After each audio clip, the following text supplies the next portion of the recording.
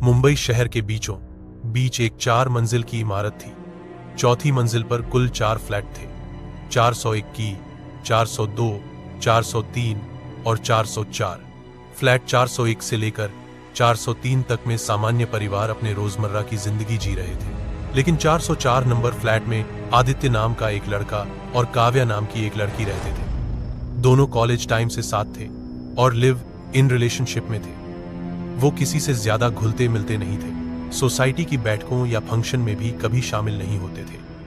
शुरुआत में लोग समझते थे कि ये दोनों बस थोड़े प्राइवेट किस्म के लोग हैं, लेकिन हकीकत में 404 नंबर फ्लैट के अंदर धीरे धीरे एक डरावनी कहानी तैयार हो रही थी। आदित्य को लगने लगा था कि काव्या अब उससे दूर हो रही है, शायद किसी और से बात कर रही है। यही शक धीरे धीरे उसके दिमाग में जहर बन गया। उसने काव्या के फोन, लैपटॉप और सोशल मीडिया अकाउंट हैक कर लिए और हर बात पर नजर रखने लगा। जब काव्या को यह सब पता चला तो उसने आदित्य से अलग होने का फैसला किया, लेकिन आदित्य को यह बर्दाश्त नहीं हुआ। उसने एक रात खाने में जहर मिला दिया, जो उसने डार्क वेब से मंगवाया था। काव्या को खाना खाने के बाद तेज घबराहट और उल्टी होने लगी और कुछ ही घंटों में उसकी मौत हो गई। लेकिन कहानी यहीं खत्म नहीं हुई। आदित्य ने काव्या की लाश को छुपाने के बजाय छोटे छोटे टुकड़ों में काटना शुरू किया। हर दिन वो एक हिस्सा काटता, उसे प्रेशर कुकर में उबालता, तवे पर भूनता और आधी रात को सुनसान जगह जाकर कुत्तों को खिला देता। यह सिलसिला कई दिनों तक चला। वह दिन में सामान्य व्यवहार करता, दूध लाता, सब्जी खरीदता, किताबें पढ़ता, ताकि किसी को शक न हो।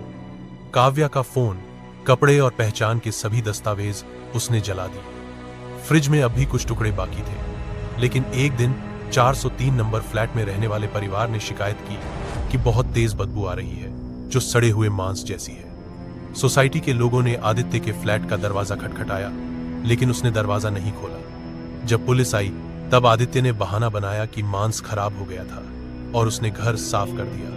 पुलिस भी बिना जांच किए लौट गई। कुछ दिनों बाद शहर में खबर आई कि कोई इंसानी मांस कुत्तों को खिला रहा है। सीसीटीवी फुटेज खंगालने पर एक लड़का पॉलीथिन लेकर रात में घूमता हुआ दिखा। शक हुआ तो पुलिस ने बाकी फुटेज भी देखे और उस लड़के की पहचान आदित्य के रूप में हो गई। जब पुलिस दोबारा उसके घर पहुंची तो बाहर से सब सामान्य था, लेकिन किचन और फ्रिज की तलाशी लेने पर वहां से अधपके मांस के टुकड़े, उबली हुई हड्डियां और एक डायरी मिली। डायरी में लिखा था, मैं उसे मारना नहीं चाहता था, लेकिन वो मुझे छोड़कर जा रही थी। आदित्य को गिरफ्तार कर लिया गया। पूछताछ में उसने बिना पछतावे के सब कबूल कर लिया। उसके खिलाफ हत्या और मानसिक बीमारी के तहत केस दर्ज किया गया। कोर्ट में पेशी के दौरान भी वह शांत था, जैसे उसने कोई बहुत बड़ा काम कर दिखाया हो। आज वह जेल में बंद है, लेकिन 404 नंबर फ्लैट अब भी खाली है। लोग कहते हैं वहां आज भी रात को कुकर की सीटी सुनाई देती है और तवे पर कुछ जलने की गंध आती है। यह कोई भूतिया कहानी नहीं है, यह एक ऐसे इंसान की कहानी है जो अकेलेपन, पागलपन और टूटे हुए प्यार में इतना डूब गया कि एक भयानक अपराध कर बैठा। अब रेनबो रेजिडेंसी का 404 फ्लैट सिर्फ एक नंबर नहीं, एक खौफनाक नाम बन चुका है। 404 लव एरर, जहां प्यार की कहानी खून, उबाल और आग में खत्म हुई। ऐसी ही और क्राइम थ्रिलर कहानियां सुनने के लिए हमारे चैनल को लाइक और सब्सक्राइब जरूर करें।